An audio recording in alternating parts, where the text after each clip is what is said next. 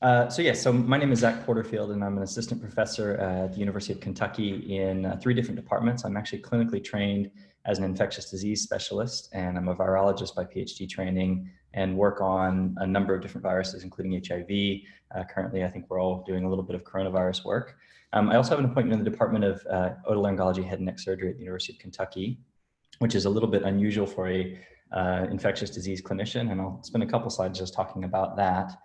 Today, I was going to talk a bit about principles of antibiotic selection. So this is something that no matter what sort of clinical sphere you operate in, there's times at which you have to make decisions about antibiotics.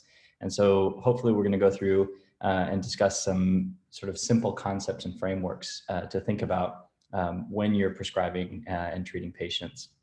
And how do you make those decisions? So instead of memorizing long, complicated lists of which antibiotics fit which sort of situations, we will talk more about concepts and frameworks in that setting. And let me just do one more thing. I want to make sure that my chat is up in case anybody has any questions.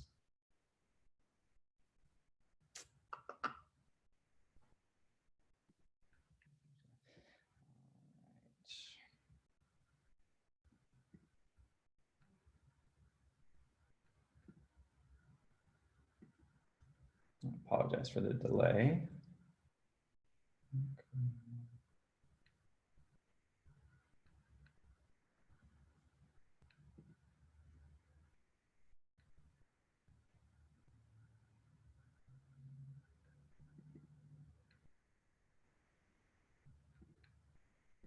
Okay, sorry for that. So just a little bit of additional background in terms of how I came to be involved in ENT-related disease. So I work in South Africa and in the United States. In fact, I'm currently in Durban, South Africa, for a number of reasons we can talk about some other date, and became very interested in chronic suppurative otitis media, which is something as an ID specialist I had read about but hadn't encountered in tremendous volumes. And I was working in remote South Africa and kept seeing young children and grandparents with draining ears. And this was something that was just very unusual in terms of the volume and the amount of acquired deafness that I was seeing. Now, what's interesting about South Africa is that there is the ability to augment hearing, and we do have some incredibly gifted ENT surgeons here. So it was an interesting place to think about a disease, but also be able to provide care for individuals that needed it. So just quickly about chronic suppurative otitis media, up to 330 million people are affected. Prevalence is incredibly high in some communities, and a lot of individuals are developing hearing loss.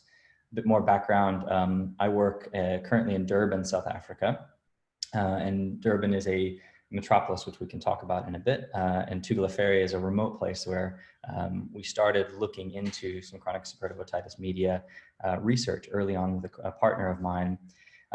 Essentially just initially came back to Yale University, where I was studying at the time, met a partner of mine, and we talked about this prevalence of chronic suppurative otitis media and really just understanding what the need for ENT pathology was in a remote area.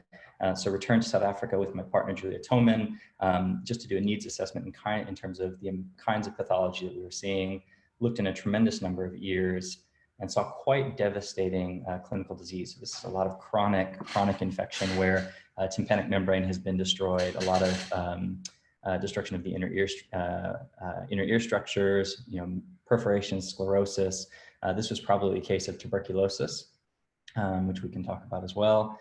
And again, just sort of, our humble clinic in Tugalafere and moving centrally into the ENT clinics in Durban, and noting that we do have facilities here to do some impressive work in terms of both clinical provision of care and also research provision of care. So we've founded a bilateral exchange program and have done a lot of work on head and neck cancer, in addition to chronic suppurative otitis media with educational initiatives.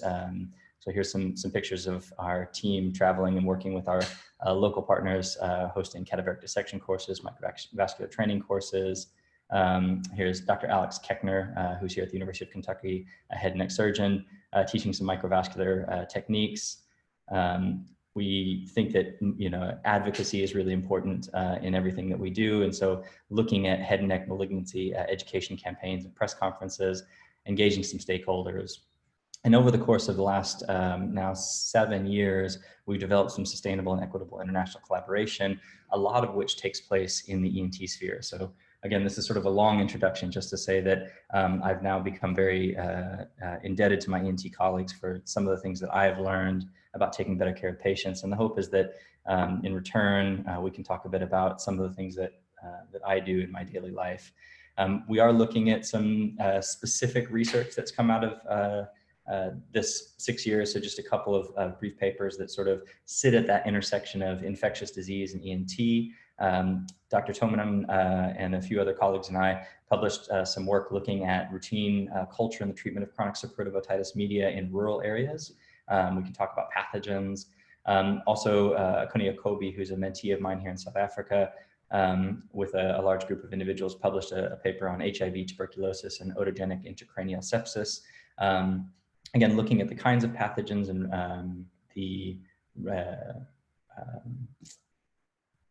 pathogens and the resistance factors that occur in these pathogens, but also just noted a tremendous amount of tuberculosis in the year, which is something that we don't encounter in the United States often, but it's something that we really have to think about globally. And certainly, you know, we're currently in the midst of the coronavirus pandemic, but it's worth remembering that in the world, 1 in 3 people is infected with tuberculosis. And so as our borders sort of become more fluid, this is something that all ENT providers need to sort of have in the back of their minds, that occasionally you will see cases of tuberculosis causing ENT disease.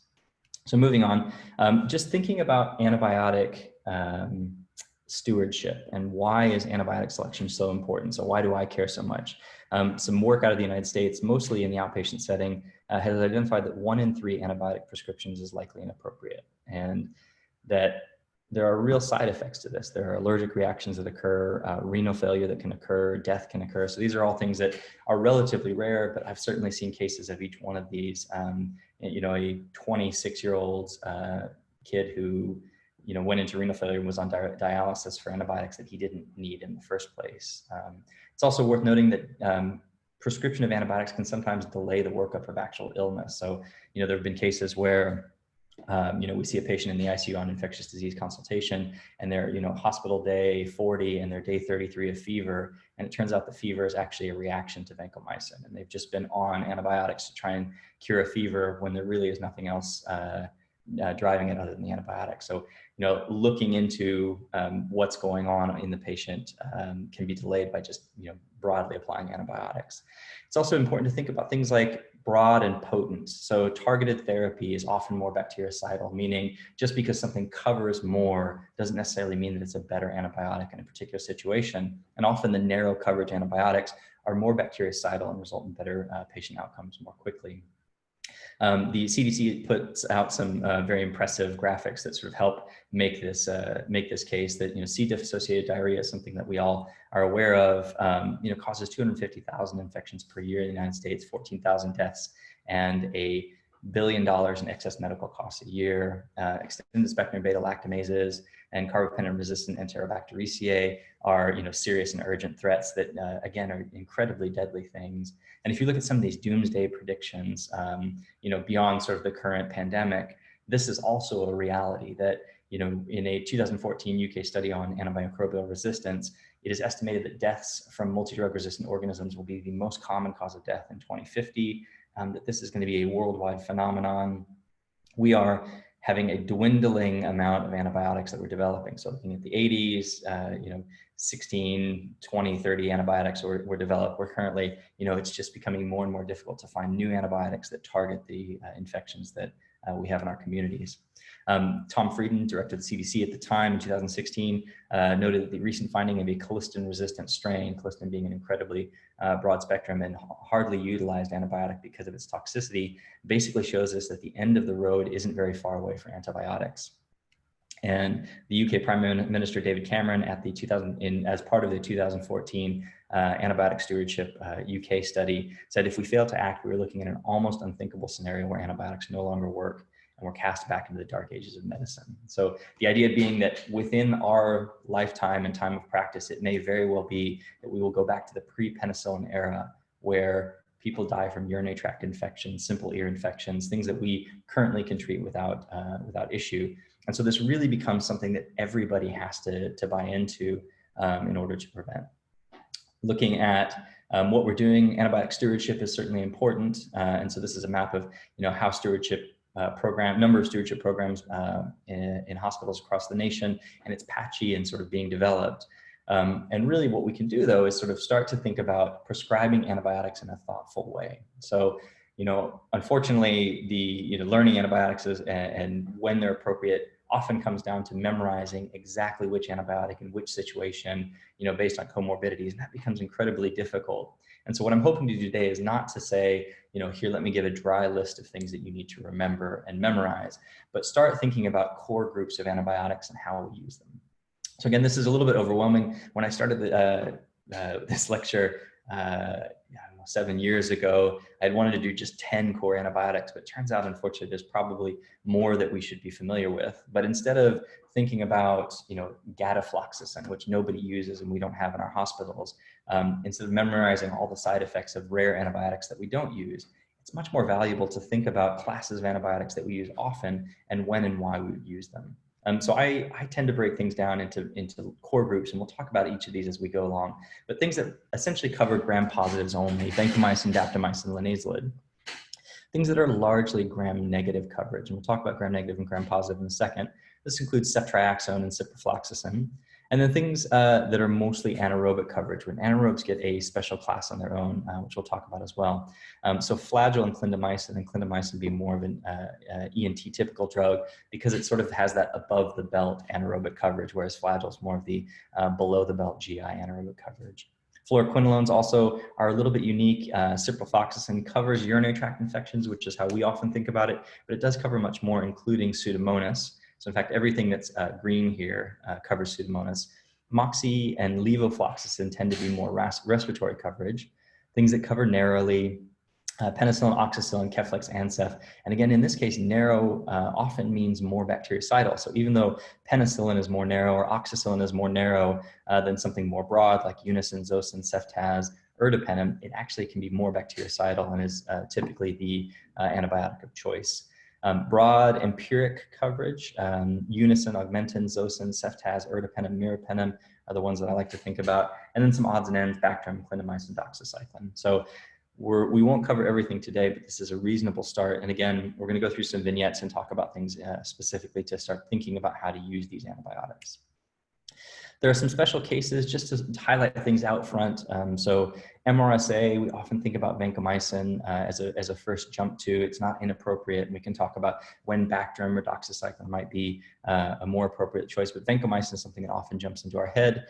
Just a quick note about vancomycin: it exclusively covers gram-positive. So if we go back, it's in this gram-positive only coverage group. And just as a quick consideration, red man syndrome is something that is often associated with vancomycin. I don't really think it's worth often memorizing all of the pKa's and values, all of the minutiae that are associated with antibiotics initially. I think as you use things more and more, you'll start to learn most of those things that are associated with antibiotics, but just sort of thinking about categorical things. But red man syndrome is interesting because it's not actually an allergy, it's a non-specific histamine release. And if you've ever seen this, it starts usually around the shoulders and the neck, and you get the red face over a period of time. This happens to anybody. If we sat in a room and gave all of everybody in the room vancomycin at a fast enough rate, it can trigger this reaction. And so the initial treatment is actually just to slow the infusion down, and you can give some antihistamines that can assist as well. Pseudomonas is a special case. We think about things like Zosyn, Ceftaz, meropenem, and ciprofloxacin, which isn't on this list. I use Ceftaz. We often think of ceftazidime plus Flagyl as an equivalent to Zosyn. So when we think about broad empiric coverage, Zosyn covers gram-positives, gram-negatives, and anaerobic bacteria. So it offers that broad spectrum of coverage. By comparison, ceftazidime does gram-positives and gram-negatives quite well, but doesn't cover anaerobes. So it's often worth throwing in Flagyl or even a clindamycin to sort of create that 3-group coverage, and that's roughly the equivalent of Zosyn. Whereas things like meropenem, which covers Pseudomonas, offers 3 groups of coverage. And again, we talked a bit about fluoroquinolones. One of the notable things is they have excellent bioavailability. Cipro is mostly gram-negative. Levo and Moxie are mostly respiratory, but certainly are involved in some of the alternate treatments for things like acute otitis media in certain circumstances. And again, the airway pathogens and the oropharyngeal pathogens are related just because things are connected. So moving on, so thinking about where do we find certain kinds of bacteria, and just some names of bacteria that should jump up and start triggering bells when you hear them. We often think about gram-positive bacteria as things that are a little bit hardier. They live mostly on the outside of the body, so they have to be more resistant to heat and desiccation and other issues. If we think about gram-negative bacteria, these tend to exist more inside of the body and require more of a homeostatic environment in terms of humidity and temperature control. And in some cases, they're a little less hardy.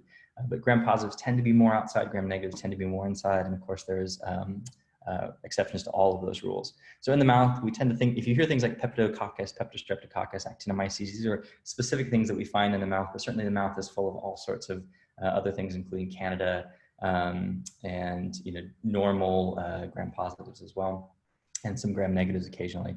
Respiratory pathogens, Strep pneumo, Haemophilus, Moraxella, Streptococcus, Legionella, Mycoplasma, Chlamydia. Bone and joint stuff tends to be things like Staph, Strep, Neisseria. And again, some of these things are less important for ENT specifically, but we think about GI pathogens, E. coli, Proteus, Klebsiella, Enterococcus, Bacteroides. So again, a lot of gram-negative in this sort of homeostatic internal environment, whereas Enterococcus is more of an external bacteria. And then things that live on the skin are almost always strep. So we'll talk about cellulitis, and strep really is the big player here, but Staphylococcus, and then rarely other things are living on the outside. Starting with a few vignettes. So we'll start with some very simple ones, straightforward ones. And I will also say that I am not, an ENT clinician. And so there's surgical management here that is going to be obvious to everybody in the group. And I won't pretend to have expertise in that, but sort of thinking through the antibiotic side of things and working in partnership with ENT to make these decisions. But if we start with a 16-year-old male child with ear pain and decreased hearing for one day, does this patient need antibiotics? Breaking this down, and here's, what a tympanic membrane might look like with some bulging and some erythema. Could he have some otorrhea as well? You're looking for alarm symptoms. So within, 48 hours, it's unlikely this person needs to have antibiotics unless there's something that's alarming, high fever, incredible pain, or other concerning alarm features. So, one of the trick questions is, or one of the tricks is, sometimes watchful waiting is important. And if we think about in this particular case, 70% of these cases may be viral, depending sort of on, some of that changes depending on the appearance of the tympanic membrane. But if this is just a little bit of ear pain and some decreased hearing, it's not unreasonable to watch for 48 hours or so. Let's say 48 hours later, symptoms have not improved with watchful waiting, re-exam, we now have fever up to 101. Does this patient now need antibiotics? What are the likely pathogens here? I would argue that in this case, this is a very reasonable case to give antibiotics, obviously, balancing against stewardship, but this is, there can be significant consequences of untreated acute otitis media that isn't resolving early. So what are the likely pathogens here? Things like Haemophilus, Streptococcus, Moraxella, and these are, the very typical pathogens that we learned in medical school. And what sort of antibiotics? Initially amoxicillin 1 gram TID, Augmentin if the patient's had antibiotic exposure in the prior 30 days. So again, I don't mean this to be, this is not a home run case in terms of providing new insight to individuals, but just sort of start thinking about, when is antibiotic prescription appropriate? Often just thinking, if we had just given the patient early on antibiotics, it probably would have been a viral case, and that might have been an opportunity to not prescribe antibiotics. All right, second vignette, 64-year-old female with a long history of smoking, has an upper respiratory infection that improves, but then she develops some fever, nasal discharge, focal, face, and dental pain for about 3 days. And on nasal endoscopy, this is what we see. So we see definitely, purulence. Does this patient need antibiotics? And so this really is another case where this depends, right? So this is acute sinusitis. So times that we would consider using antibiotics, often guided by things like symptoms that last more than 10 days, fever greater than 39C or 101. Is there purulent discharge? Is there facial pain, often unilateral facial pain? This biphasic illness with sinusitis is often something that we do see following sort of a typical viral URI type syndrome. And some of these things can prompt us to push for antibiotics. Again, the antibiotics here are going to be roughly the same, amoxicillin and Augmentin. So we haven't learned too much just yet, but just to sort of warm up on a couple of cases. So now moving forward, we're going to have some slightly different vignettes. So this is a case of a 32-year-old IV drug user, recent admission for facial fracture, and was on the ENT service, was found to have MRSA endocarditis, left AMA at 3 weeks of treatment, comes back in with fever to 103, blood cultures positive for MRSA. Now, likely this patient would not come to the ENT service, although in the coronavirus era, who knows what everyone is going to be covering. And this is worthwhile to think about in terms of just some general concepts. So bacteremia is something that we all encounter. And if you were to see MRSA bacteremia, it's something that every provider should know is a very serious thing.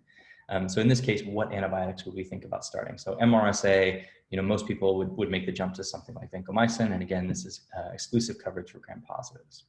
So let's say, this patient now comes in, it's unlikely, we did not give them full treatment for their endocarditis. They should have had 6 weeks at a minimum from the time of clearance of blood cultures. So they probably have gone out and relapsed in terms of their bacteremia from their persistent endocarditis. And now they have, an anaerobic Staph aureus. We don't know the sensitivities yet, but we're going to presume it's the original organism. So let's say we put them on vancomycin. The patient continues to spike daily fevers for we're not able to clear our blood cultures. This could be the case of a patient who just has now a very large vegetation or some disseminated infection, multifocal joint infections, lung infections, which is not uncommon. But there's something that we should be thinking about, which is what are we looking for in terms of, if it's not source control, what else is going on here? And are there alternate antibiotics to consider? So if we have a failure of vancomycin, the first thing to do is say, is there good source control? There's a good argument to make that we haven't, and so there'd be some other imaging. But we should ask our microbiologist to look at the minimum inhibitory concentration for vancomycin. So this is essentially how resistant is the organism to an antibiotic that we're testing. So in the case of an MIC greater than 1.5-ish or 2 is really where we often draw the cutoff. Or in the case of VRE and serious infections, we think about daptomycin as a next IV choice for gram-positive. So again, this falls in that gram-positive only category. Some considerations here: it's not useful for pneumonia because surfactant in the lungs inactivates it. And it's important to think about CPK, that there's a dose-dependent myositis that can occur with daptomycin. So let's say we now have this patient who's 3 weeks into their daptomycin course. They miraculously are still, in the hospital and still on the ENT service, or still are associated with his care. And the patient is really itching to go home. So as an ID provider, I would say, unfortunately, we've restarted the clock in terms of 6 weeks of therapy, a minimum of 6 weeks of therapy from the time that they re-clear their blood culture. So they're 3 weeks into a new course. Can we send them out on oral antibiotics? And this is often a question that's asked of ID in terms of, we've got somebody who's really itching to go home. They don't want to go to a facility. We can't send them out with a PICC line because of a history of IV drug use. Are there oral options? So again, within that gram-positive only coverage scheme, Linezolid often comes up. So this is used in MRSA and VRE, especially in skin soft tissue infections, or in hospital-associated pneumonia and ventilator-associated pneumonia. It's not ideal for bacteremia or endocarditis, given it's more bacteriostatic. So we often think about bacteriostatic, bactericidal, and there really is a spectrum of that activity, but it's not as bactericidal as we would like. And so for severe infections, it's not something that we love to do. Notably, it is 100% oral available, bioavailability, and this is a really important consideration for oral therapy. So once something is in your blood, the blood and the bacteria that it's addressing can't tell how it got into the body. So it can't tell if you swallowed a pill or it came in IV. Really what we're looking at is the bioavailability. So when you take a pill, how much of that is absorbed by the intestinal system and gets distributed into the blood. And in the case of Linezolid, it's remarkable in that it's essentially 100% bioavailable, whereas a lot of our other gram-positive drugs aren't. So the penicillins and their derivatives are not very bioavailable, which means we can't get high enough blood concentrations to have the activity that we want. So Linezolid was supposed to be a magical home run because it was going to be something we could give orally and treat patients with these severe infections. Unfortunately, it's bacteriostatic, and also it causes marrow suppression in about 5% of individuals. That tends to be reversible, but permanent neuropathy in another small subset when it's used for more than 2 weeks. So we often don't love to use it for more than 2 weeks. It's a possibility in very unusual circumstances where patients are have extenuating circumstances to be sent home, but we almost never are able to actually do this, unfortunately. So thinking about this vignette as a remix, again, we're looking at a bacteremia case, but it offers a few insights into how we choose antibiotics. How would our recommendations change if the isolate was MSSA? What are our preferred antibiotic and duration? So MSSA and MRSA aren't, Staph aureus is a very aggressive pathogen, but MRSA is not necessarily more pathogenic than MSSA. It's just harder to treat because of the resistance to antibiotics. So the preferred antibiotic here, if you can give it, is a penicillin derivative. So something like, if it's penicillin sensitive, that's fine. Oxacillin, cefazolin, would be antibiotics that we would prefer over something like vancomycin. In this case, if you can treat with one of those, it's more bactericidal, you have better patient outcomes. The duration would remain the same. We still want to give at least 6 weeks of therapy for endocarditis from the time of clearance because we're treating the same bacteria, we're just using different antibiotics. But definitely, if you're able to, you always want to use the more narrow spectrum penicillins. So a few additional words on bacteremia, because again, I think everybody is going to see this, so it's important to know. Duration is determined by the virulence of the organism. So sometimes gram-negatives are thought to be less virulent than things like gram-positives.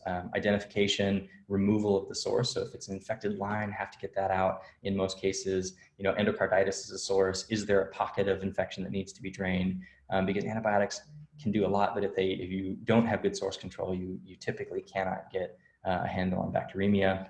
How long have they been bacteremic? So if somebody comes in to the hospital for an elective procedure and they're great and they feel wonderful and they have no vital sign abnormalities and no fever, overnight they develop a fever and some focal pain at the site of an IV, and they develop bacteremia at that point, but they were beautifully healthy just before. You pull that IV out, everything seems to resolve. That's a very short duration bacteremia because we're assuming that it was a skin transmission event and the patient was very healthy just before. So we say a very short duration of bacteremia versus, we often see patients who are, IV drug users who might be out and have long-standing bacteremia before they eventually, they have a translocation event similarly through the skin, have long-duration bacteremia and come in sometimes, with 20 days, 30 days of bacteremia. And what we're thinking about there is, are there sources that we don't really know that haven't, we haven't picked up on our scans?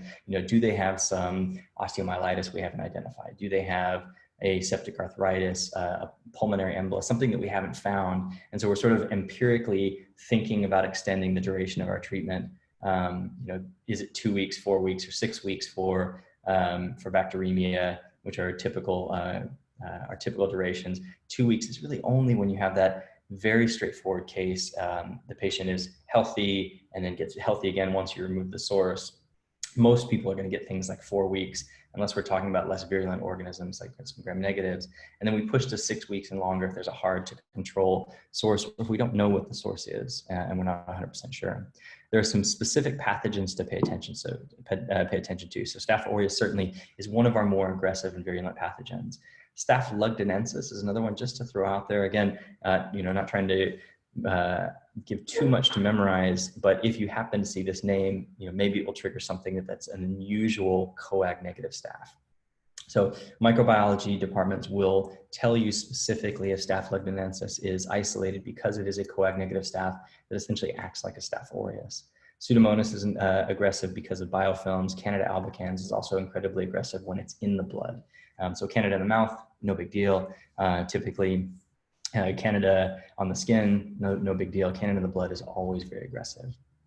I'm going to skip over this a little bit, but just thinking about if you have a line in place, there are times to think about pulling the line. So things like Staph aureus, very aggressive.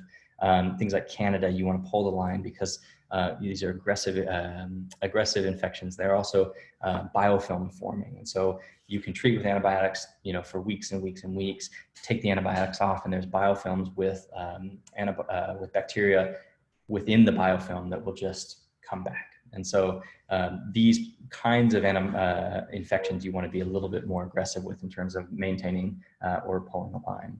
Sometimes you can treat through things like coag-negative staph and gram-negative bacilli, and often, again, the decision to pull a line depends on, is this an IV, change it? Is this a removable line, like a PICC line that you could put a new one in, go for it. Is this a very complicated central line for a patient who needs a central line for something else, like chemotherapy or some other, life-saving condition, and we're worried about the ability to put the line back in? That changes the way that we think about things. But unfortunately, again, for things like Candida and Staph aureus, you essentially have to pull the line unless you're sort of thinking towards palliative type care. It's just almost impossible to get rid of the infections. Thinking a little bit more about Staph aureus, just again, because we see so much of it. We talked about how 2 weeks is unusual, 4 weeks is typical, 6 weeks if you have a difficult to eradicate source. Most patients need a TTE, so transthoracic, and often a follow-up TEE. We're really worried about finding that valve infection. So the TEE is often necessary just to say we've done our best to look and we can't find it. The reason you start with the TTE is that if you find the vegetation, you don't need the TEE. But if it's negative, you want to move on. Palpating the spine is important. Vertebral osteo and paraspinal abscesses are really, unfortunately, common with this very aggressive pathogen. So palpating the spine and trying to say, are you just sore from lying in bed, or is there a focal point of pain? And thinking about imaging. New joint pain is also something else to think about. And standard of care, of course, is IV for the full duration. So getting back to, away from bacteremia, and I appreciate everyone sort of humoring me there in terms of, thinking about something that it is likely not the case that as an ENT surgeon, you're going to be treating full durations of bacteremia. And, this is certainly a time to think about calling infectious disease. But it's worth knowing some of those basic concepts, certainly. So IV versus PO is something that we all think about. And again, it would be ideal if we could give things orally. Patients can go home. They don't have to remain in the hospital. There are complications of IVs and central lines. So the decision on IV versus PO, again, depends largely on this bioavailability. If you can get enough drug into the blood orally, it doesn't matter if it's IV or PO. I mean, this is some of the argument that we'll make with some of these drugs that are listed, is that things that have good bioavailability, like Linezolid, Fluoroquinolones, Flagyl, or metronidazole, clindamycin, Bactrim, have such good bioavailability that it's often the case that they're perfectly fine to give as an oral antibiotic as opposed to an IV one. In serious cases with patients with severe infections who are unstable or critically ill, there are times that we still give IV versions of these meds just because we want to make sure that we're maximizing that, if there's any issue with absorption because the patient's in septic shock and now they have edematous bowel, and when they're not absorbing typically, or we have, tremendously unstable patient or an infection that we're, really concerned about, you do sometimes give IV versions of these antibiotics. So metronidazole is one that is often given IV for some reasons, but the bioavailability is so good that we really want to try to give oral drugs if we can. Notably, most gram-positive drugs have very poor bioavailability. So if we think about those categories of antibiotics, and I've got another list of it coming up, most of the penicillins, Keflexes, penicillins, Keflexes, and those sort of oral penicillin alternatives have pretty poor bioavailability. So that's the reason that we can't treat very aggressive infections with them. So especially intravascular infections and serious infections, we just can't get the drug levels high enough. So thinking about some switch therapy. So this is, again, if you want to go from an IV to an oral as you're discharging a patient, this is really case by case dependent. So you're thinking about culture driven versus empiric cases, which is something that will control the kind of infection, some other factors. So you can think about making switches if you know the bacteria. So if you've been able to culture something and you ideally want to culture before you start antibiotics to get a real sense of whether this is a polymicrobial infection or not, or are you doing empiric selection? So, in the case of, a mastoiditis where we don't have an organism, we're giving empiric coverage. There are some reasonable oral options. However, if we were to culture and we found that this was an unusual case of Pseudomonas that's translocated, you had a serious infection, you have a pseudomonal component to mastoiditis, which we see in South Africa not uncommonly, you would want to make sure that your treatment includes that. And so, cultures can really help us in terms of making these decisions of, can a patient go home on oral medications, which is why we really push to have those cultures drawn early in the hospital course, because once the patient is better, certainly if they're unstable, we want to get them antibiotics as soon as possible. But once they're better, we're trying to think about when can they go home and, can we give them an oral option that works? So some rough equivalences: ampicillin is roughly equivalent to amoxicillin in terms of coverage. Unasyn and Augmentin are relatively similar, in fact, quite similar. Cefazolin and cephalexin are quite similar. Ceftaz and Cipro, that breaks down. It's not quite as good a comparison. But if I was treating somebody for a pseudomonal infection, Cipro is an oral equivalent. Ceftriaxone can go to ciprofloxacin, which again is sort of a gram-negative workhorse, but it also offers pseudomonal coverage. So these are some rough thoughts about equivalences that you might see. All right, we're going to get back to some vignettes. This is a 65-year-old female smoker, which should be smoker, with COPD on home oxygen, who had a remote laryngectomy, comes in with hypercarbic respiratory failure, and is now intubated for 7 days. They are admitted to the ENT service because of their laryngectomy, even though the laryngectomy is remote and well healed, and they have routine ENT follow-up. But just as part of the vignette, this is not something that that is impossible to conceive, that this would be admitted to the service, whether appropriately or not. The patient has a fever, they're tachycardic, they have a little bit of hypotension, and you're suctioning for large amounts of green sputum. White count is 14, chest x-ray shows a multilobar pneumonia. What do we call this, and which antibiotic should we start? So again, this might be a decision that we have to make as an ENT surgeon with a patient on our service. Maybe it's somebody who, in this case, they're coming in with what looks like, so they're coming in from home and presumably hasn't had a recent inpatient hospital experience and doesn't live in a nursing home. And so we would think about this as more of a community acquired pneumonia. But this might also happen to an inpatient who's on the service for a long period of time, post-laryngectomy or some other case. So which antibiotics do we look at? So again, looking at these core antibiotics, now that we've spent a little bit of time talking through things, we have these gram-positive only antibiotics, which are really good for those staph infections and especially MRSA type infections. Things that are largely gram-negative, again, Cipro and ceftriaxone, we talked about as an IV and an oral equivalent. Anaerobes being Flagyl and Clinda. Cipro, Moxie, Levo, some things with narrow coverage, which again are more bactericidal, and some broad coverage options and some odds and ends. So the decision point here is really, what is our risk factor for things like Pseudomonas? So if we want to cover something with Pseudomonas, which often is associated with a hospital stay or a healthcare exposure, then we have a different choice than if we have somebody we think is coming from home and doesn't have that exposure. Now, if we look at this patient, relatively sick, he's got hypercarbic respiratory failure at this point and a multilobar pneumonia, and he's a little bit hypotensive. So we want to be aggressive in terms of his care. So it wouldn't be inappropriate to give some more broad spectrum coverage. And again, he's got a laryngectomy. He may be coming in to the hospital more frequently than others. It would not be inappropriate to give him something like Zosyn or Ceftaz and try and get a specimen for culture as soon as possible. In other cases, something like Unasyn would be appropriate for this sort of patient where we don't have that worry about Pseudomonas. And again, we've talked a bit about Pseudomonas before. Let's say the patient is started on Vancomycin Zosyn, which is pretty typical, or Vancomycin, piperacillin tazobactam, and over 48 hours improves. I want to talk a little bit about how do we look at sputum cultures and gram stains and how do we think about them. In this case, let's say we have a sputum culture that shows 1+ gram-negative rods and 3+ white blood cells with no epithelials. And we have a MRSA swab that is negative. So our question is, now we're 48 hours into the hospital stay. What do we make of this gram stain in this culture? How do we use this to make good patient care decisions?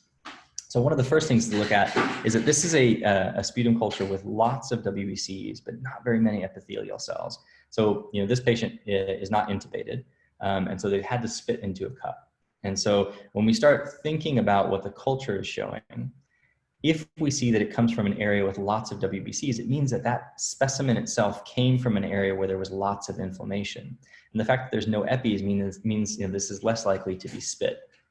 And so that balance between WBCs and epithelials, if it's just a saliva sample, you tend to have more epithelial cells and lower WBCs. In fact, in most cases, you'll have no WBCs or very trace. In the case of a sputum sample that comes from a really deep infection-associated area, having high WBCs and no epithelials means that we can trust the culture. And additionally, the fact that there's gram-negative rods here, and that's the only thing that we're seeing on the gram stain, makes me really believe that this is all Klebsiella. We don't see any gram-positives, and there's nothing in the culture to suggest that this is a gram-positive infection. And ideally, we would have gotten this culture before antibiotics were started, because the culture can change relatively rapidly. The MRSA swab is negative, so this is going to be a nasal swab for MRSA. This is done in many hospitals to sort of rule out whether there's a contribution of MRSA to the infection. The question is, should we stay the course or make the switch? In this case, I think we can drop the vancomycin. There's no suggestion that this is associated with the infection at all. And vancomycin causes a lot of issues. And it's in fact, the case of the 26-year-old young man that I saw with renal failure and dialysis got vancomycin inappropriately. He didn't need it. And he got it for 5 days when he didn't need it at any of those points. It's a real side effect that we have to think about. So I think also Zosyn is going to be unnecessary here. We've got a Klebsiella infection, not a Pseudomonas one. So there's a number of things that we could narrow to, and you could look at the sensitivities of that Klebsiella and try and make a good choice about the patient's stability in terms of, do we think that they need really aggressive IV care? For this Klebsiella, is there a nice drug with good bioavailability that we could put them on? But we start thinking about that. We can take off the MRSA coverage, we can take off the Pseudomonas coverage, and then how sick are they? Can they take oral medications, that sort of thing. So thinking through that. Let's say same patient, so now comes in with a community-acquired pneumonia, started on vanc and Zosyn, or presumably community-acquired, maybe hospital-acquired, started on vancomycin and Zosyn, and over 48 hours does well. And I guess he was initially intubated and now extubated. Now, if we look at the gram stain, so this is, so I apologize, in the first vignette, as I made it up, it would have been a suction sample, so it would have been a very good sample. In this case, this is a patient who had extubated and is now spitting into a cup. So in this case, we get Haemophilus, Corynebacterium, Candida, mixed gram-positive, gram-negative, few WBCs and lots of epis. So this is a saliva sample. So this is unlikely to be a sputum sample that's coming from a very deep area associated with the infection. And also, if you look at these pathogens, it's a weird mix of things. Corynebacterium is almost always a contaminant. It's sort of a skin. We see Corynebacterium on skin and also in the mouth, but it's a rare cause of infection. Candida can cause infection, certainly in the blood, but Candida pneumonia is rare to the point that we don't even consider it much of a clinical entity. Haemophilus is something we know colonizes the mouth. So this just looks like a multi-bacterial, polymicrobial infection, or polymicrobial sample from saliva. And so we don't have, if this was the only sample that we could get and we have to decide if we're going to send this patient out, again, the MRSA swab's negative, they don't need that vancomycin coverage. But here we'd be able to say, well, I don't know what the organism is. Whereas before I could use my culture to narrow for that Corynebacterium.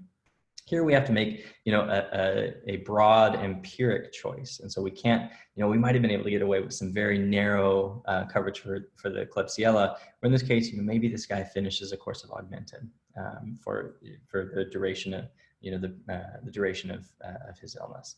And so that's sort of the thought process that you would go through. I think it's worth looking at the comparison between Augmentin, Unasyn, and Zosyn. And so this is from the Sanford guide. And so we've got activity spectra broken down into 3 major categories. So again, this is going to be our gram-positive bacteria. These are going to be our gram-negative bacteria. And this is gram-negative continued. And in these 2, we'll have our anaerobics. And so we're looking at various kinds of gram-positive bacteria and looking at Augmentin, Unasyn, and Zosyn by comparison. And so green here means covers very well, or almost always. The yellow means sometimes covers, red means typically does not cover, and blue means it's the standard of care, one of the primary choices for treatment of that particular organism. So again, these are all gram-positive. So if we look across, these are all gram-positive. So if we look across here, these are essentially identical in terms of their coverage of gram-positive organisms. If we look at gram-negatives, Zosyn covers things like Citrobacter, which is a spice organism, and Pseudomonas, which is not covered by Augmentin and Unasyn. But otherwise, the coverage is relatively similar, except for some odd things. And how often are we treating Citrobacter? ESBL certainly is a consideration where there's some coverage by Zosyn, but that's a whole different ballgame. Morganella, Providentia, Serratia, these sort of spice organisms, unusual things. But in our general usage, you can think of Augmentin and Unasyn as oral and IV versions of each other. And Zosyn is those plus Pseudomonas. Is a really simple way to sort of think about things. And that carries on for the anaerobic coverage. So again, anaerobic coverage here is identical. Zosyn and Augmentin tend to be more standard of care or first choice or first line antibiotics. But I think this is a helpful thing that you can say, all right, I start Zosyn if I'm worried about Pseudomonas. As soon as I know it's not Pseudomonas, I can immediately go down to Unasyn because I'm just not losing much coverage except for these unusual things. And then if I want to send somebody out, Augmentin has relatively good bioavailability, not perfect. And so you would want to think about, how severe is the infection at this point before you transition down to oral antibiotics. So a third ending for this patient. So let's say we start the patient on vancomycin and Zosyn. He continues to decline, is now on pressors. We look at his sputum and gram stain. This is GNRs with a WBC and no EPIs. And so again, this looks like it's an intubated patient. We're getting a good sample with some WBCs and no epithelials. We get a 3+ E. coli. And so it's a single organism as opposed to this sort of weird mix of things that's resistant to ceftriaxone, ceftazidime, intermediate to Zosyn. MRSA swab is negative. The patient's unstable, so we probably won't pull off the vancomycin at this point or don't have to, but you theoretically could, given that we have a sample that's strongly suggested this is a monomicrobial infection. What do we do now? So this would be a case, I'm gonna skip over that, of an extended spectrum beta-lactamase. So it's a complicated definition. We can, anybody who's interested in this can talk to me or their microbiologist of choice. But the extended spectrum beta-lactamases, the beta-lactam ring is this little structure right here. And so if we look at penicillins, cephalosporins, and carbapenems, they all have that same ring, and that's the beta-lactam ring, which puts these in a family together. And clavulanic acid, which is one of the extenders of the spectrum in our combination antibiotics, has that same ring. And so the idea is that a beta-lactam with the antibiotic, or that the bacteria produces, breaks down this ring and inactivates the antibiotic, and that the side groups change between penicillins, cephalosporins, and carbapenems, which makes that cleavage of that ring more difficult. And so the idea of something like clavulanic acid is that you give the beta-lactams in the infection something else to chew on. So they're so busy chewing up clavulanic acid that they can't chew up the actual antibiotic. So again, a complicated definition here. In ESBLs, we think about ertapenem and meropenem as our, imipenem might be what you have in your hospital, but ertapenem and meropenem are what we typically use as our extended spectrum beta-lactamases. The difference between imipenem, ertapenem, which are roughly similar in terms of coverage, and meropenem is that meropenem covers Pseudomonas. So in this case of this patient, quite sick, on pressors with an E. coli, in this case, we don't think that this is Pseudomonas, so it would be completely appropriate to put this patient on ertapenem or imipenem. I have no reason to suspect that there's an undiagnosed Pseudomonas here, and it would be very, very reasonable to give them treatment for the infection that we know that they have. I think this might be the last vignette. So we've got a 62-year-old veteran at our VA with hepatitis C virus, CHF with an EF of 35%, COPD, comes in with left-sided facial pain and redness. Diagnosed with facial cellulitis, given vancomycin, and admitted for management. I like to think about how does this make you feel in terms of what happens in the emergency department and how is the treatment. We often think about cellulitis as an infectious. We often see cellulitis in non-facial cases, so we're thinking about things like bilateral lower extremity cellulitis, which probably doesn't really exist and is more likely to be chronic stasis dermatitis or something else that's causing the legs to look red. But in this case, we're thinking about, what antibiotics would we give this patient? So, they've got a lot of comorbidities, a little bit of facial pain and redness. Facial cellulitis is going to be more dangerous because of where it is. Orbital cellulitis, facial cellulitis, we take a little bit more seriously than we would a bit of cellulitis on the hand or on the leg. Certainly we want to treat all of these patients that we have, real concern for cellulitis. But looking at management of skin soft tissue infections, this comes from the Infectious Disease Society guidelines in terms of how to treat skin and soft tissue infections, of which cellulitis is one of them. And the key difference is looking at whether the infection is purulent or non-purulent. And this really changes the kinds of bacteria that are causing the infection. So we're going to break it down, but purulence suggests Staph aureus. So the most common causes of skin soft tissue infection are going to be strep, maybe staph. It's less likely to be staph, and then very rarely other things. And so most skin soft tissue infection is going to be strep, which will be in the non-purulent case, and some will be purulent, and that's more indicative of Staphylococcus. So again, this is a busy figure, so we'll break it down a little bit. So your decision making in terms of which antibiotics we're choosing in each of these boxes depends largely on how sick the patient is. If they come in, they have a little bit of redness, they're not sick at all, they have no their definitions of what mild, moderate, and severe are, but I think as clinicians, this is something that we do well as assessment of how sick a patient is. Mild is really, no SIRS criteria, moderate is maybe meeting some of the SIRS criteria, severe is somebody who's quite ill. And the difference here is that if it's mild, we can give them empiric coverage that is going to cover the strep that this almost certainly is. If they're a little bit more sick, we might give them an IV version. And again, this is because these gram-positive coverage antibiotics don't have good bioavailability. So if we think the patient's a little more sick, we want to get those blood levels high. Initially, we'd start them on IV, and then we could step them down to oral as they get better. If they're severe, we just won't mess around. We put them on Vancomycin and Zosyn because it's going to be strep.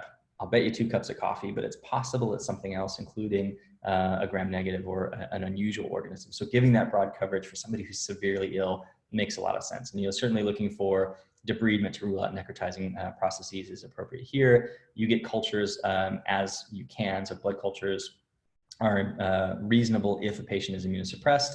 Culture of the skin doesn't really do much for us often, but if you have something that you can debride and send for culture, that's reasonable to do if it's a deep bit of tissue. You want to cover strep, treat for at least 5 days as a minimum, and that treatment duration changes, and we can talk about that another time. If it's purulence, you'll notice that if a patient is mildly ill with no SIRS criteria, IND is the treatment. So just popping it or draining it is the ideal thing to do.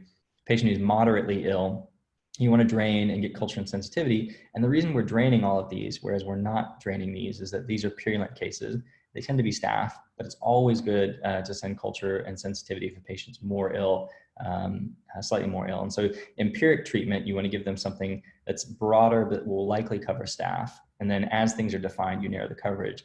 In the severe case, you want to certainly drain them. It's notable that even in severely ill patients, if you have a purulent infection, it's reasonable to give them gram-positive coverage only, Vancomycin, Daptomycin, Linezolid.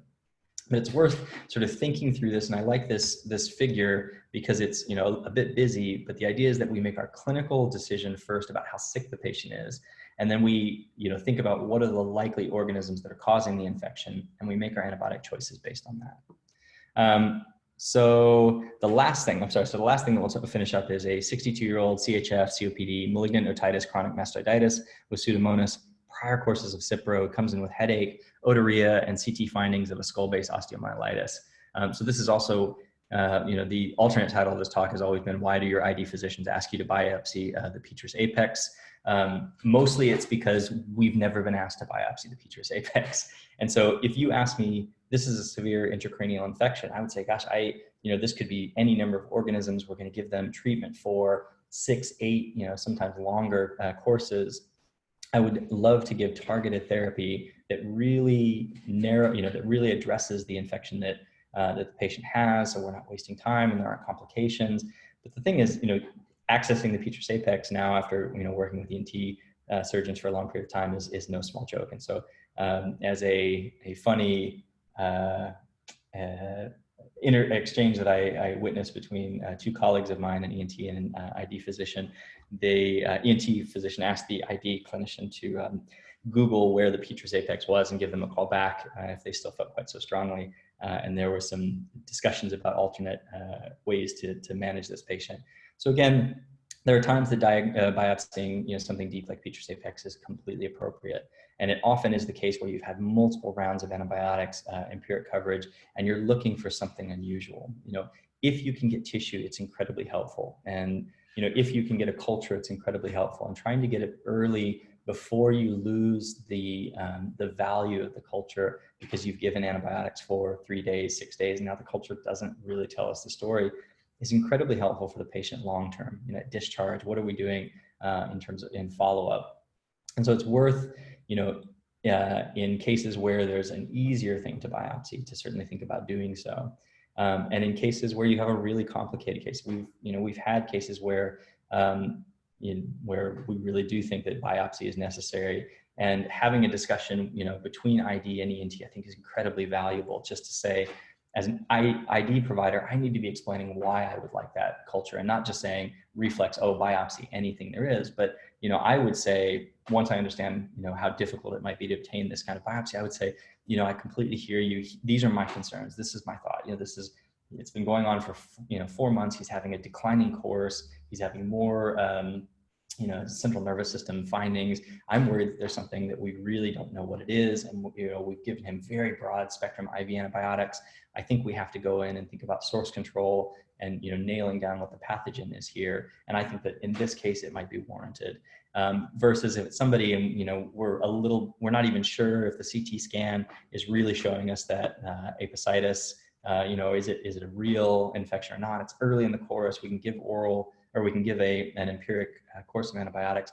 That might be the more appropriate way to go. But there's this spectrum of disease and these, competing, or not competing, but these considerations that often are pulling in different directions. But, I think through, working together and chatting with your ID physicians, and I encourage all of my medicine and ID colleagues to talk to our surgeons about what our concerns are. I think we often can provide better patient care. So again, I apologize, a bit of a long talk on antibiotics. I could wax poetic forever on it. If you have any questions about this or anything else, feel free to give me a call or give me an email, and I'm happy to set up times to discuss.